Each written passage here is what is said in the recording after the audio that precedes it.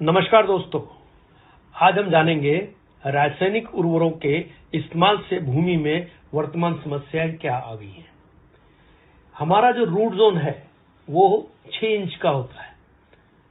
6 inch का root zone को हम बोलते हैं एक्टिव रूट जोन। अब ये एक्टिव रूट जोन के अंदर व्हाइट रूट्स का डेवलपमेंट होता है, इसके नीचे भी जाते हैं पर व्हाइट रूट्स का मैक्सिमम डेवलपमेंट 6 इंच के अंदर होता है। हम अपने जमीन में क्या क्या रासायनिक खादें यूज करते हैं, जैसे कि यूरिया, डीएपी और सुपर फॉस्फेट। ये हमने 1968 के बाद जब हमारी रासायनिक खेती शुरू हुई तो हमने डालना शुरू किया अपने खेतों के अंदर। अब अपने खेतों में अपन जब यूरिया डालते हैं तो हमको ये समझना जरूरी है कि यूरिया में क्या है। अब यूरिया के बोरे पे अगर आप देखेंगे तो उस पर लिखा है नाइट्रोजन 46%, पर नाइट्रोजन तो 46% है, बाकी बचा हुआ क्या है? बचा हुआ 54% जो है वो सॉल्ट और कचरा है। ऐसे ही डीएपी में कुछ परसेंटेज अच्छा मटेरियल है और कुछ जो है वो फिर से कचरा और सॉल्ट है। ऐसे ही सुपर फॉस्फेट में। अब ये सारी चीजें हम जब जमीन में डालते हैं तो जमीन में क्या हुआ है? जमीन में ये चीजें डालने से, कचरा डालने से जमीन हार्ड हो गई है। आज आपकी जमीन 4.5 इंच जो है वो हार्ड है, तो अपनी एक्चुअल जो खेती हो रही है वो 1.5 इंच के अंदर हो रही है। अब 1.5 इंच की खेती मतलब कितनी कम हो गई है। अभी ये ऐसा हुआ क्यों? ऐसा होने का कारण एक है कि हमारी जमीन के अंदर केंचुआ होता है, जबकि 1968 के पहले हमारी जमीन में केंचुआ एक्टिव रहा करता था। और हम चौथी कक्षा से पढ़ते चले आ रहे हैं कि केंचुआ जो है वो किसानों का दोस्त है।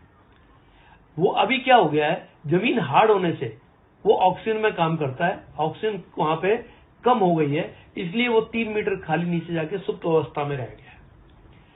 अभी केंचुआ क्या करता है, नीचे से मिट्टी खाता है अपने वेट के हिसाब से, और जाते हुए और आते हुए जमीन में 2 छेद करता है, और जब ऊपर आता है तो वो ऊपर एक वॉमिटिंग मतलब उल्टी करता है, जिसको हम बोलते हैं केंचुआ खाद, जो वर्ल्ड की अप्रतिम खाद है।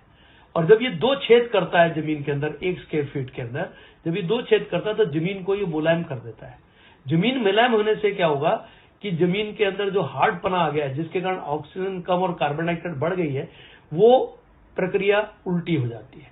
पर अभी क्या हुआ है, जब ऑक्सीजन कम हो गई और कार्बन डाइऑक्साइड बढ़ गई तो जमीन में विषाणु बढ़ गए। अब विषाणुओं के बढ़ने के कारण क्या हुआ, पेस्टिसाइड डालना पड़ा, और जब आप पेस्टिसाइड डाले तो विषाणु तो मरे, साथ साथ में उसके साथ जीवाणु भी मरने शुरू हो गए, क्योंकि जीवाणुओं का मरना मतलब कि जमीन के अंदर बंजरपना होना है। ऐसे जमीन हार्ड होने से, कार्बन डाइऑक्साइड बढ़ने से भी जीवाणु मरे और इसके कारण भी जीवाणु मरे।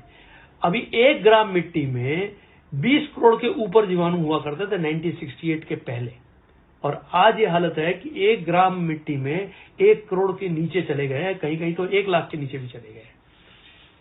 और ये जीवाणु जो हैं ये 13 मिनट में मरते हैं, मतलब एक जूनी मरती है, दूसरी जूनी पैदा होती है, और ये भी मिट्टी खाते हैं, और मरने के बाद ये भी क्या बनते हैं, खाद बन जाते हैं।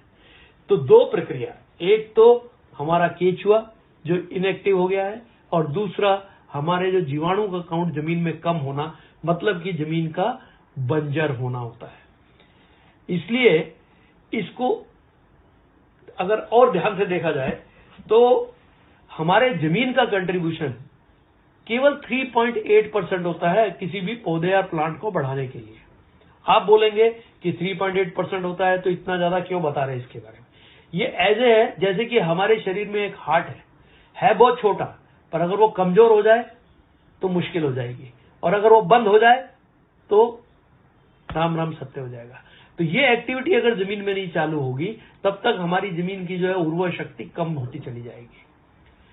पर 96.2% जो है वो कहां से आ रहा है, हवा, पानी और सूरज, जो कि फ्री ऑफ कॉस्ट हमको अवेलेबल है।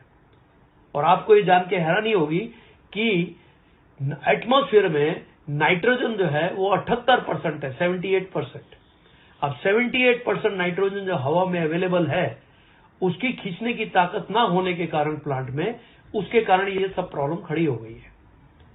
तो हमको ये 3.8% अगर दुरुस्त कर देते हैं तो क्या होगा कि हमारे ऑक्सीजन कंटेंट बढ़ेगा, जीवाणु का काउंट बढ़ेगा।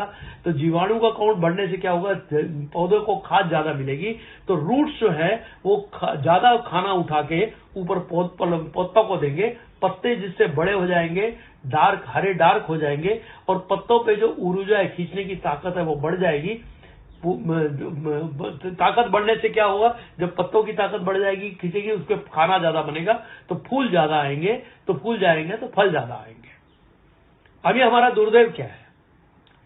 दुर्दैव हमारा यह है कि 78% नाइट्रोजन जो फ्री ऑफ कॉस्ट हमको एटमॉस्फेयर में अवेलेबल पड़ी है, केवल हमको अपने पौधों के पत्तों का साइज बढ़ाना है, पौधे की ऊंचाई बढ़ानी है और हरा डार्क करना है, जिसके कारण वो खींचने की ताकत उनकी बढ़े।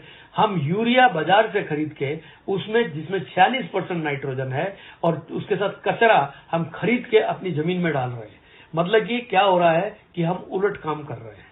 इससे क्या हो रहा है कि हमारी जो शक्ति है, जमीन में जो ताकत है, वो खत्म होती चली जा रही है। ये जो भी हो रहा है वो गलत है। इसलिए अगर हमारे जमीन अंदर व्हाइट रूट्स ज्यादा होंगे और हमारे यहाँ जीवाणु का काउंट ज्यादा होगा, तो खाद बनने की प्रक्रिया भी ज्यादा होगी, और उससे क्या होगा कि वो खाद जो है वहां से जो ट्रांसपोर्ट होगी प्लांट के ऊपर, तो पत्तों का साइज भी बड़ा हो जाएगा, पत्ते डार्क ग्रीन हो जाएंगे, पेड़ के ऊंचाई बढ़ जाएगी।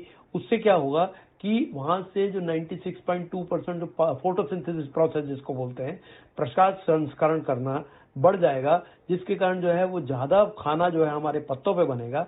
पत्तों पे ज्यादा खाना बनने से क्या होगा कि फूल ज्यादा आएंगे और फल ज्यादा आएंगे। Thank you.